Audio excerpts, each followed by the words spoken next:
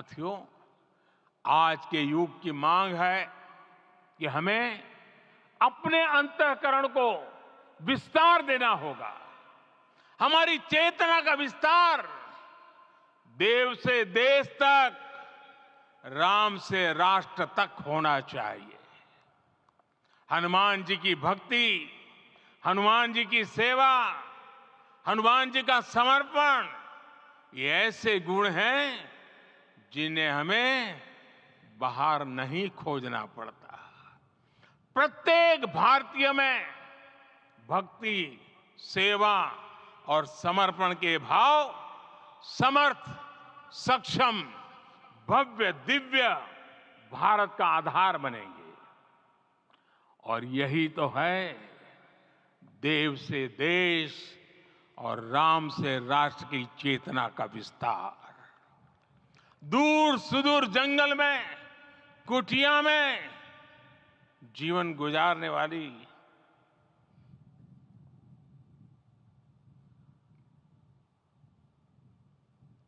मेरी आदिवासी मां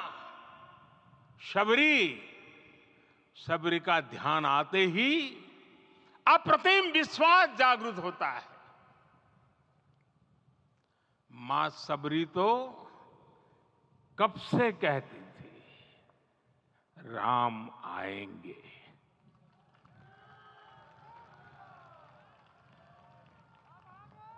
प्रत्येक भारतीय में जन्मा यही विश्वास समर्थ, सक्षम, भव्य भारत का आधार बनेगा। और यही तो है देव से देश और राम से राष्ट्र की चेतना का विस्तार। हम सब जानते हैं कि निषाद राज की मित्रता सभी बंधनों से परे है। निषाद राज का राम के प्रति सम्मोहन, प्रभु राम का निषाद राज के लिए अपनापन कितना मौलिक है। सब अपने हैं, सभी समान है। प्रत्येक भारतीय में अपनत्व की, बंधुत्व की ये भावना समर्थ, सक्षम, भव्य, दिव्य भारत का आधार बनेगी।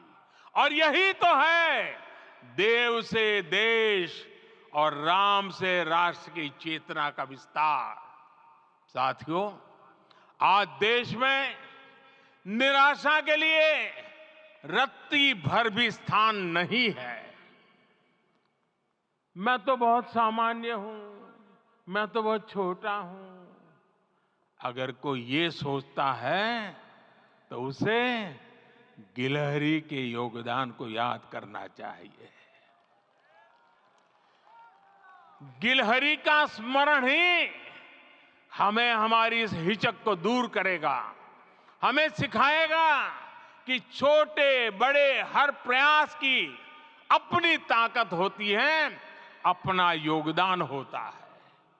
और सबके प्रयास की यही भावना समर्थ, सक्षम, भव्य, दिव्य भारत का आधार बनेगी। और यही तो देव से देश और राम से राष्ट्र की चेतना का विस्तार। साथियों, लंकापति रावण प्रकांड ज्ञानी थे, अपार शक्ति के धनी थे, लेकिन जटायु जी की मूल्य निष्ठा देखिए। वे महाबली रावण से भिड़ गए। उन्हें भी पता था कि वो रावण को परास्त नहीं कर पाएंगे, लेकिन फिर भी उन्होंने रावण को चुनौती दी।